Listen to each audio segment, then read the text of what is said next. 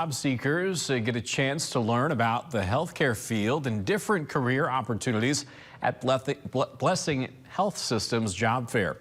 Attendees heard about the benefits of working at Blessing and got a better look at their certified nursing assistance program.